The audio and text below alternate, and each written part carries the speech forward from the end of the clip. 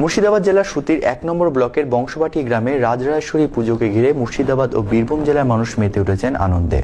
এই রাজরাজেশ্বরী দুর্গোৎসবকে ঘিরে দুই জেলার উভয় সম্প্রদায়ের মানুষ আনন্দে মুখরিত।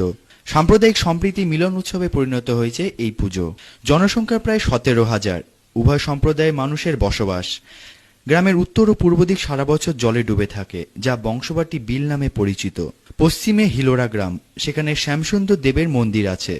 বংশবাটি গ্রামের মানুষ সরস্বতী পুজোর পরের দিন শীতলা ষষ্ঠী থেকে মেতে ওঠেন অন্য এক পুজোয়, রাজরাজেশ্বরী মায়ের পুজো। পুজো শেষ হয় পূর্ণিমা তিথিতে। নবমী তিথিতে গ্রামের লক্ষাধিক মানুষের সমাগম ঘটে এই পুজোয়। এই বংশবাটি গ্রামে ভট্টাচার্য পরিবারে শুরু হয় এই রাজরাজেশ্বরী পুজো। পারিবারিক পুজো আজ বারোয়ারি পুজোয় পরিণত হয়েছে।